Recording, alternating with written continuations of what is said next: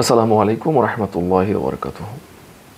চিন্তা করুন, আপনি ঢাকা থেকে খুলনায় যাচ্ছেন, অথবা আপনার দেশ থেকে আপনি অন্য কোনো দেশে যাচ্ছেন, অথবা আপনার ট্রান্সফার হয়ে গিয়েছে, আপনি আপনার যে লোকেশন আছে সেই লোকেশন থেকে অন্য একটা লোকেশনে শিফট হচ্ছেন। তখন স্বাভাবিকভাবেই আমাদের নানা ধরনের প্রস্তুতি থাকে। যেরকম আমাদের ট্রান্সপোর্টেশনের অ্যারেঞ্জমেন্টের প্রয়োজন হয়, আমরা ওখানে যেখানে থাকবো সেই থাকার জন্য বাসার অবস্থা কেমন, সেখানে ইউটিলিটির সুবিধা কেমন, ইলেকট্রিসিটি আছে কি না, অর্থাৎ একজন মানুষকে নিরাপদে থাকার জন্য যে সমস্ত সুযোগ সুবিধা প্রয়োজন সেটাকে আমরা নিশ্চিত করার বিভিন্ন ধরনের পদক্ষেপ গ্রহণ করেই তারপরে সেখানে যাই। অথবা এতটুকু আমরা নিশ্চয়তার বিধান করতে চাই যে আমি যেখানে যাচ্ছি সেখানে গিয়ে আমি নিরাপদে থাকতে পারবো এবং আমি আমার প্রয়োজনীয় যে ইউটিলিটিসগুলো আছে সেইগুলো আমি ঠিকমতো পাবো। তো যদি আপনি কখনো কোনো জায়গাতে ট্রান্সফার হয়ে যাচ্ছেন অথবা কোথাও আপনাকে পাঠানো হচ্ছে, যেই জায়গাটা অত্যন্ত চ্যালেঞ্জিং, যেখানে আমাদের যে স্বাভাবিক লাইফস্টাইল মানুষ লিড করে, ওখানে গিয়ে লাইফস্টাইলটা একটু কঠিন হবে, তাহলে ওখানে কিন্তু আপনাদের প্রস্তুতি বা আমাদের সবার প্রস্তুতি একটু কম্পারেটিভলি হার্ডার হয়ে থাকে। এখন আমি আমার যে ভিডিওর মূল বিষয়বস্তু আমি সেখানে আসলে আসতে চাই।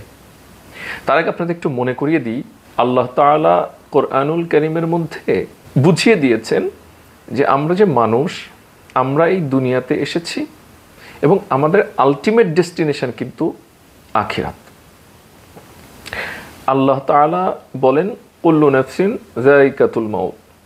আল্লাহ তাআলা বলেন প্রত্যেক মানুষকে মৃত্যুবরণ করতে হবে, মৃত্যুর যে স্বাদ সেটাও আস্বাদন করতে হবে। এবার মানুষ মৃত্যুর পরে, আমরা জানি যে মুসলমান হিসেবে পরিষ্কারভাবে আমাদের এই ইয়াকিন আছে, মৃত্যুর পরে আমাদের প্রথম যে ঘাঁটি, সেই ঘাঁটিটার নাম হচ্ছে কবর, এবং সেখানে আমাদেরকে বরজখী জীবন পার করতে হবে। অর্থাৎ হাসরের ময়দানে আল্লাহ তাআলা শেষ বিচারের দিন আমাদের উত্থিত করার আগে যে জায়গাটাতে আমাদেরকে দীর্ঘদিন থাকতে হবে, সো এই যে হাজার হাজার বছর আমরা মৃত্যুর পরে একটা জায়গায় যে থাকবো, আপনি কি ভেবে দেখেছেন সেই ভালো থাকার জন্য ওই জায়গাতে আমাদের কি প্রয়োজন? আপনি কি জানেন কবর কি? আপনি কি জানেন কবরের অবস্থাটা কেমন? শুধু এতটুকু চিন্তা করুন তো, আপনি তো এই জীবনে কত মানুষকেই কবর দিতে দেখলেন, কত মানুষকে আপনি নিজ হাতে কবর দিয়েছেন। হতে পারে আপনার মা, আপনার আব্বা, আপনার ভাই, আপনার বন্ধু, আপনার প্রতিবেশী, আপনার শিক্ষক, আপনার ছাত্র, কত মানুষকেই তো আপনি নিজ হাতে কবর দিয়েছেন। জাস্ট থিঙ্ক করুন তো, মানে আপনি জাস্ট রিকল করেন যে একজন মানুষকে সাদা কাফনের কাপড় পরিয়ে একটা গর্তের মধ্যে রেখে একটার উপরে একটা বাঁশ দিয়ে একটা লেয়ার তৈরি করে তারপরে তার উপরে মাটি দিয়ে শক্ত করে চেপে ভরাট করে তার উপরে আবার মাটি দিয়ে আসা হয়েছে। এইরকমভাবে একটা মানুষকে আপনি রেখে এসেছেন। জাস্ট থিঙ্ক অ্যাবাউট, অন্ধকার একটি জায়গায় মাটির মধ্যে পুঁতে রেখে এসেছেন। একজন জীবিত মানুষকেও যদি আপনি কবরের মধ্যে কবর খুঁড়ে রেখে আসেন, তো সেইখানেও যদি সে 5-10 দিন বা 20 দিন থাকতে চায়, তাহলে তার তো কিছু প্রয়োজনীয় জিনিস লাগবে। তাহলে চিন্তা করুন, একজন সাধারণ মানুষ, জীবিত মানুষ, তাকেও যদি আপনি কবরের মধ্যে রেখে আসেন এবং কয়েকদিন তাকে সারভাইভ করাইতে চান, তাহলে তো তাকে সেখানে খাবার পৌঁছাতে হবে, তাকে প্রয়োজনীয় জিনিসপত্র পাঠাতে হবে। কিন্তু আমরা কবর কি জীবিত মানুষকে দিই? আমরা তো কবর দিই যারা ইন্তেকাল করেছে তাদেরকে দিই। অর্থাৎ তাদের রূহ আল্লাহ তাআলার কাছে নিয়ে যাওয়া হয়। কবর দেওয়ার পরে কবরের মধ্যে 2 জন ফেরেশতা আসেন। আমরা অনেকেই জানি যে আমরা কবরের মধ্যে 2 জন ফেরেশতার কাছে আমাদের প্রশ্নের জবাব দিব। এখন ওই যে ফেরেশতার নাম আমরা শুনি যে মুনকার নাকির, আসলে এই মুনকার নাকির শব্দের অর্থ শুনলে আপনি বুঝতে পারবেন ফেরেশতারা কেমন। মুনকার নাকির শব্দের অর্থ হচ্ছে অদ্ভুত, কিম্ভূত কিমাকার, ভয়ঙ্কর। যখন কবরের মধ্যে আপনাকে দাফন করে রেখে আসবে, সেই মুহূর্তে যখন অদ্ভুত, কিম্ভূত কিমাকার, নীল চোখ, অথবা কোনো কোনো জায়গায় বর্ণনা আসছে সবুজ চোখ, তাদের দাঁত থাকবে ভয়ঙ্কর হাতির দাঁতের মতো, তাদের হাতে থাকবে গুর্জ, এমন আওয়াজ করবে মনে হবে আসমান এবং জমিন ফেড়ে চলে আসছে। এখন আমরা হাদিস এবং বিভিন্ন তাফসীরের গ্রন্থ থেকে বুঝতে পারি আসমানের দরজা আছে এবং এই দরজাটা নিশ্চয়ই মেটালিক। এখন শুধু ধারণা দেওয়ার জন্য বলছি, জাস্ট আপনি চিন্তা করুন, আমরা যে বজ্রপাতের শব্দ শুনি, এইটা আসলে মেঘে মেঘে ঘর্ষণে যে শব্দটি হয় আমরা সেটা শুনতে পারি। তাহলে মেঘ তুলা খণ্ডের মতো নরম দেখা যায়, তার মধ্যে বৈদ্যুতিক চার্জ সংযুক্ত হয়ে সংঘর্ষের ফলে আমরা যে শব্দটি শুনি, আমরা এটাকে থান্ডার ফলের শব্দ হিসেবে বিবেচনা করি। এই আপনি যখন আমার এই ভিডিওটি দেখছেন, আপনি চিন্তা করুন তো, হঠাৎ করে তীব্র আওয়াজে আপনার ছাদের উপরে বজ্রপাত হলো, আপনার হার্টের অবস্থা কি হবে? আপনার হার্টবিট যদি এখন 60 থাকে, 70 থাকে, এটা 100 হয়ে যাবে, ইভেন মোর। তাহলে একজন মানুষ যদি জীবিত অবস্থায় সে পালিয়ে এক ঘর থেকে আরেক ঘরেও যেতে পারে, ভয় পেলে কাউকে চিৎকার করে ডেকেও আনতে পারে, এইটা তো মেঘে মেঘে ঘর্ষণের ফলে একটা মানুষের দুনিয়াতে জীবিত থাকাকালীন অবস্থা।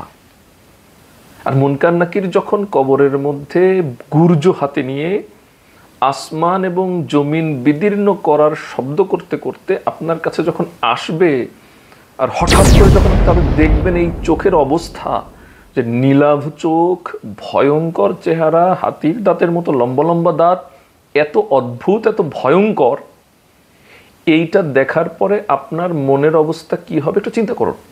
চিন্তা করুন, দুনিয়াতে বেঁচে থাকতে চিন্তা করুন।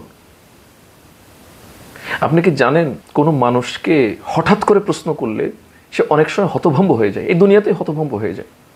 আপনি রাস্তায় যাচ্ছেন, খুব প্রভাবশালী লোক, একজন ডাকাত, একজন সন্ত্রাসী, একজন খুনি, যার কাছে আপনার লাইফ রিস্ক আছে, সে আপনাকে হঠাৎ করে যে 2-4টা প্রশ্ন করে, আপনি জানেন প্রশ্নের উত্তর এদিক ওদিক হইলে আমাকে রাস্তায় এখনই খতম করে দিবে। এরকম মুহূর্তে মানুষ কিন্তু কিংকর্তব্য বিমূঢ় হয়ে যায়। অনেক সময় জানা প্রশ্নের উত্তর সে দিতে পারে না।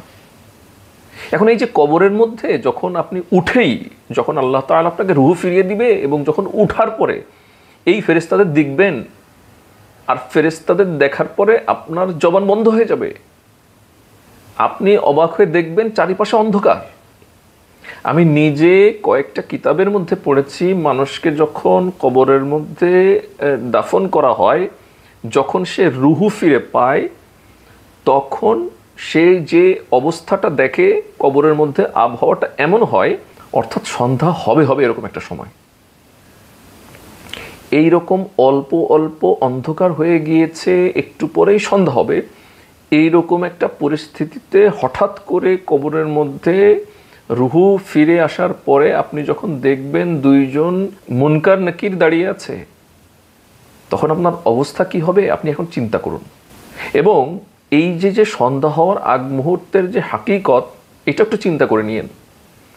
এইটা আল্লাহ প্রদত্ত একটা কাস্টমাইজড এনভায়রনমেন্ট, এইটা একটা সিগনিফিক্যান্ট সিম্বল যে আপনার জন্য কিছুক্ষণ পরে যে রাতটা আসবে, এইটা হইতে পারে খুব শান্তির, যে মানুষ রাতে বিশ্রাম করে, ঘুমায়, ঘুম থেকে ওঠার পরে সে একটা স্ট্যামিনা পায়, ব্রেনটা ফ্রেশ থাকে, তার ফিজিক্যাল অ্যাক্টিভিটির যে ক্যাপাবিলিটি বা ক্যাপাসিটিগুলো বেড়ে যায়। আর যদি কাউকে আযাব দেওয়া হয়, কষ্ট দেওয়া হয়, নির্যাতন করা হয়, তাহলে ওই সারা রাত কবরের মধ্যে আপনাকে এইগুলো সহ্য করতে হবে। এটা একটা সিম্বলিক এনভায়রনমেন্ট আল্লাহ তাআলা তৈরি করে রাখে।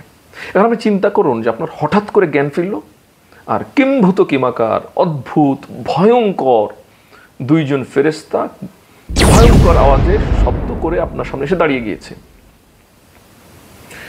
এই সময় আপনাকে যদি প্রশ্ন করে মান রব্বুকা মান দীনুকা ওয়া মা রাসূলুকা, যখন নবী করিম সাল্লাল্লাহু আলাইহি ওয়াসাল্লাম সম্পর্কে আপনাকে প্রশ্ন করা হবে যে বলুন ইনি কে,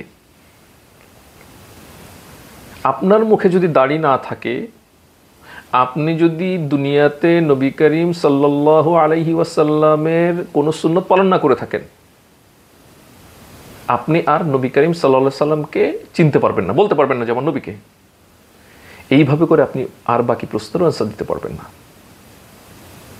এখন আপনি চিন্তা করুন, আপনি প্রশ্নের জবাব দিতে ভুল করেছেন, আল্লাহর তরফ থেকে কবরের মধ্যে জাহান্নামের দরজা খুলে দেওয়া হলো, সাই সাই করে, হু হু করে আপনার সামনে আগুন জাহান্নামের চলে আসছে কবরের মধ্যে। অথবা দেখবেন কবরের চারিপাশ থেকে ভয়ঙ্কর 99টা সাপ হা করে আপনার দিকে এসে আপনাকে কামড় দেওয়ার চেষ্টা করতে করতে আসছে আপনার কাছে। আপনি চিন্তা করুন, একবার থিঙ্ক করুন যে পরিস্থিতিটা কেমন। এই যে আমরা কবরে যাব, এই কবরে গিয়ে কি আমাদের থাকতে হবে না? এই কবরে তো আমাদের একটা নির্দিষ্ট সময় থাকতে হবে, ওয়ারেভার, সেটা হইতে পারে আপনার 10,000 বছর, 5,000 বছর, ওয়ারেভার, কিন্তু একটা সার্টেন সময় তো আপনাকে থাকতে হবে। কোনো কোনো বর্ণনায় আসছে 40,000 বছর। তো আমরা কোনো নির্দিষ্ট বর্ণনার মধ্যে না গিয়ে, সময়ের মধ্যে না গিয়ে আমরা ধরে নিচ্ছি সময়টা দুনিয়ার থেকে বেশি হবে এবং বহুগুণ বেশি হবে, অন্তত 1000 বছর হবে। তা এই যে 1000 বছর আপনি কবরের মধ্যে থাকবেন, কবরে ভালো থাকার জন্য যে সঞ্চয়ের প্রয়োজন, সেই সঞ্চয় কি আপনার আমার হয়েছে? কবরে ভালো থাকার জন্য কি প্রয়োজন জানেন? এই যে আমরা বলি না যে নেকি, এই নেকি হচ্ছে আখিরাতের কারেন্সি। আর কবরে ভালো থাকার জন্য আপনার যে জিনিসগুলো দরকার সেগুলো হলো ঈমান, সেগুলো হলো আমল, সেগুলো হলো কোরআন তিলাওয়াত, আল্লাহ তাআলার ভয়, নবীজির সুন্নত পালন। এই যে আপনি এক জেলা থেকে আরেক জেলায় যাচ্ছেন, এক দেশ থেকে আরেক দেশে যাচ্ছেন, অথবা আপনি বাসা চেঞ্জ করছেন, কত ধরনের প্রিপারেশন, কত ধরনের আপনার প্ল্যান, কত ধরনের আপনার এফোর্টস, কত চিন্তা করতে দেখা যায় বাসা ভালো হবে কিনা, এর ইউটিলিটি সুবিধা কেমন আছে, পাশে মসজিদ আছে কিনা, পাশে সিনেমা হল আছে কিনা, পাশে স্কুল আছে কিনা, রোড কেমন, হসপিটাল আছে কিনা। ভাই কত চিন্তা। কিন্তু যেইখানে আপনি নির্ধারিত যাবেন, কোনোভাবেই অ্যাভয়েড করতে পারবেন না, এবং সেখানে আপনাকে থাকতেও হবে, এই পরিস্থিতির মধ্য দিয়েও আপনাকে যেতে হবে। তো সেইখানে ভালো থাকার জন্য আপনার আমার কোনো প্ল্যান নেই। আর যদি প্ল্যান থাকে, তো আমি কি সেই প্ল্যানটাকে বাস্তবায়ন করার জন্য আমাদের এক্সিকিউশনের যে প্রসেস আছে সেটাকে আমরা ফলো করি? কবরে তো কেউ খারাপ থাকতে চায় না, কোনো মানুষ কবরে খারাপ থাকতে চায় না, কোনো মানুষ এই ভয়ঙ্কর পরিস্থিতির মধ্য থেকে গিয়ে আজাব গজবের শিকার হতে চায় না। কিন্তু শুধু তো চাইলে হবে না, সেই অনুযায়ী আমাদেরকে অ্যাক্ট করতে হবে, আমাদের পদক্ষেপ গ্রহণ করতে হবে। এই যে জীবনে কত কিছু সঞ্চয় করলেন, কত টাকা জমাইলেন, ছেলে মেয়েকে বড় করলেন, সারা জীবন চাকরি করলেন, পড়ালেখা করলেন, বিজনেস করলেন, ক্যারিয়ারের জন্য এটা সেটা করলেন, বিনোদন করে কাটিয়ে দিলেন। হঠাৎ করে যদি আপনি ইন্তেকাল করেন, আপনি মনে রাখেন একদিন আপনার জন্য অপেক্ষা করবে না, এবং মোস্ট প্রবাবলি আপনাকে কয়েক ঘন্টার মধ্যে দাফন করা হবে। এই আপনি যখন ইন্তেকাল করবেন, এই মুহূর্তে যখন আপনি ভিডিও দেখছেন, পৃথিবীর বহু মানুষ আছে খাবার খেয়ে এক গ্লাস পানিটা মুখে নিবে, এই মুহূর্তে হঠাৎ করে সে ইন্তেকাল করেছে। পৃথিবীর বহু মানুষ আছে, সে একদিকে তাকিয়েছে এইভাবে করে, আর একদিকে তাকানোর আগে সে হঠাৎ করে ইন্তেকাল করেছে। মৃত্যুর সময় কিন্তু অজানা। আল্লাযী খালাকাল মাউতা ওয়াল হায়াতা লিয়াবলুয়াকুম আইয়ুকুম আহসানু আমালা। এই আয়াতের তাফসিরের মধ্যে কোনো কোনো তাফসির গ্রন্থে আমি নিজে পড়েছি, আল্লাহ তাআলা মৃত্যুকে মানুষের জন্মের 50,000 বছর আগে তৈরি করেছে। অর্থাৎ আপনি যে মারা যাবেন, এইটা খুবই ডেফিনেট একটা ব্যাপার, আপনাকে মারা যেতেই হবে। আর শুধু মারা গেলেই হবে না, সুম্মা ইলাইহি তুরজাউন। আল্লাহ তাআলা বলেন, আমার কাছে আবার তোমাদেরকে ফিরে আসতে হবে। এই যে দুনিয়াতে কত কাজ করলেন, কত এফোর্ট দিলেন, কত চিন্তা করলেন, কত ধরনের প্ল্যান, কত ধরনের ছুটে চলা, আমাদের আখিরাতের জন্য কি সঞ্চয় হলো? ওই কবরের মধ্যে ভালো থাকার জন্য আপনার কি সঞ্চয় হলো? কি এমন কাজ করতে পারলেন যে কবরের মধ্যে আপনি এই পরিস্থিতিগুলোকে সুন্দরভাবে উতরে যাবেন? কিভাবে আপনার এই কবরের মধ্যে আপনি সাপগুলোকে দূর করে ফেলবেন? নবী করিম সাল্লাল্লাহু আলাইহি সাল্লাম এরকম দীর্ঘ বিভিন্ন হাদিসে বর্ণনা করে গিয়েছেন যে কবরের মধ্যে নিরাপদ থাকার জন্য দুনিয়াতে আপনাকে ঈমানকে মজবুত রাখতে হবে, আমল ভালো করতে হবে, সুন্নাহ অনুযায়ী জীবনযাপন করতে হবে। দুনিয়ার একটি টাকা ইনকাম করার জন্য কত কষ্ট করেন। আমি এরকম বহু লোক চিনি, রিক্সা ভাড়া 5 টাকা বাঁচানোর জন্য কত ধরনের মানুষের সাথে বার্গেনিং করে, প্রয়োজন মতো কিছুটা হেঁটেও যায়, মান সম্মান নষ্ট করে 5 টাকার জন্য ঝগড়াও করে রিক্সাওয়ালার সাথে। এই 5 টাকা দিবে না বলে সে হেঁটে যায়। আমলের জন্য আপনি কতখানি হাংরি, আপনার সেন্সটা এখনো গ্রো করে নাই, আপনি বোঝেন নাই যে নেকির জিনিসটা কি। এই দুনিয়াতে ভালো থাকার জন্য যেমন আমাদের কারেন্সির প্রয়োজন, টাকার প্রয়োজন, আখিরাতেও আমাদের নেকির প্রয়োজন। মুমিন মুত্তাকি কখনো আমলের সুযোগকে ছাড়ে না। আপনি দুনিয়াতে টাকা চিনেছেন বলে এই টাকা বাঁচানোর জন্য কত কিছু করেন, আপনি এই টাকা বাঁচানোর জন্য কত কিছু করেন। যারা আমল চিনেছে, নেকি চিনেছে, তারা কখনো এই সুযোগ ছাড়ে না। তাই ভাবুন, আমি সবাইকে অনুরোধ করছি, ভাবুন, আপনি যখন আমার ভিডিওটি দেখেই ফেলেছেন, ভাবুন দুনিয়াতে তো কত কিছুই করলেন, কত চেষ্টাই করলেন, আমাদের কি কবরে যেতে হবে না? সেখানে আমাদেরকে ভালো থাকার জন্য ব্যবস্থা করতে হবে না? সেটার জন্য আমাদের প্ল্যান করতে হবে না?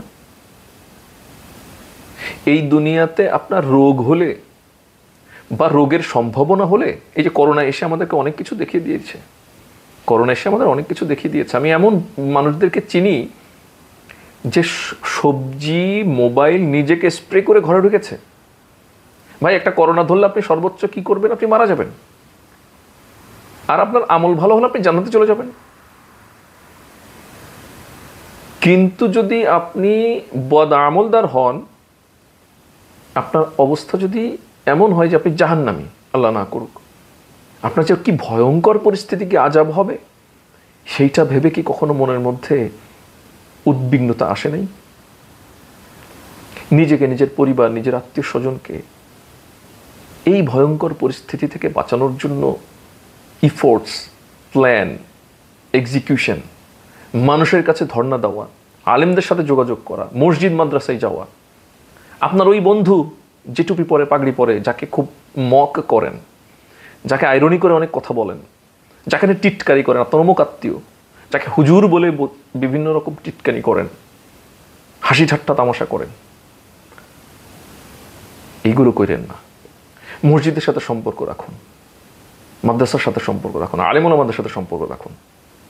আপনার দুনিয়াতে একজন পুলিশের সাথে সম্পর্ক থাকলে ইউ ফিল প্রাউড, একজন ডক্টরের সাথে সম্পর্ক থাকলে ইউ ফিল প্রাউড, একজন ইঞ্জিনিয়ারের সাথে সম্পর্ক থাকলে, একজন ইঞ্জিনিয়ারের সাথে সম্পর্ক থাকলে ইউ ফিল প্রাউড, একজন রাজনীতিবিদের সাথে সম্পর্ক থাকলে ইউ ফিল প্রাউড যে আমার প্রয়োজনে আমি তাদের কাছ থেকে কিছু সুবিধা নিতে পারবো।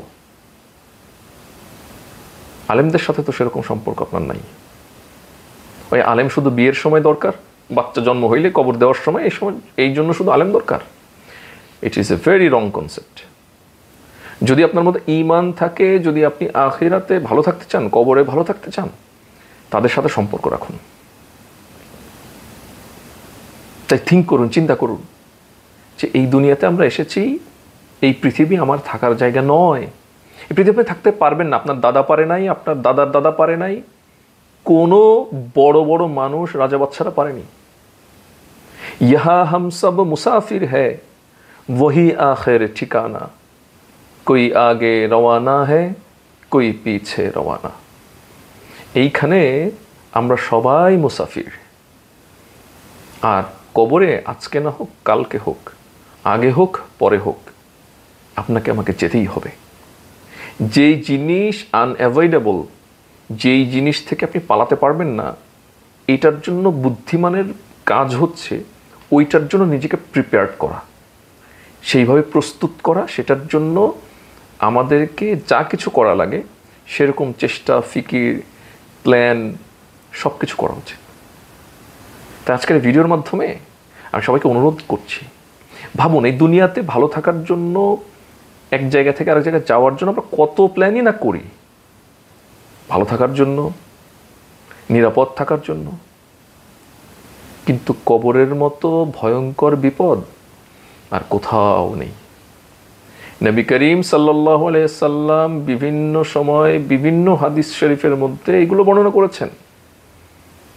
উসমান রাদিয়াল্লাহু তাআলা আনহু কবর দেখলে সবথেকে বেশি কান্না করতেন, অথচ তারা জান্নাতি ছিলেন, দুনিয়া থেকেই খেতাবপ্রাপ্ত জান্নাতি। আর আপনার আমার কি হালাত, আপনার আমার মানসিক অবস্থা কি? আখিরাতের জন্য কি কিছু সঞ্চয় হলো? যেখানে থাকবো আমি, যেখানে আমার থাকতে হবে, আসুন চিন্তা করি, ভাবি, আর কান্না করে আল্লাহ তাআলার কাছে সাহায্য চাই। আল্লাহ, জীবনটা তো শেষ করে ফেললাম, কত কিছুই না করলাম, কিন্তু আখিরাতের জন্য কিছু করতে পারিনি। আল্লাহ, আমি যদি এই অবস্থায় মারা যাই, এই অবস্থায় আমি কবরে যাই, আমার কবরের মধ্যে ভয়ঙ্কর 99টি সাপ যখন আসবে, যখন ভয়ঙ্কর কবরে আযাব হবে, আমি সহ্য করতে পারবো না। আল্লাহ, তুমি দয়া করে আমার তওবাকে কবুল করো, আমার সমস্ত গুনাহগুলোকে তুমি দয়া করে মাফ করে দাও। আল্লাহ, তুমি আমার হায়াতকে বাড়িয়ে দাও, সুস্থতার সাথে যেন অনেক দিন হায়াত পেয়ে এই দুনিয়াতে আখিরাতের সঞ্চয় করতে পারি, নিজের জন্য, নিজের পরিবারের জন্য, আত্মীয় স্বজন, সমস্ত মানুষের জন্য করতে পারি।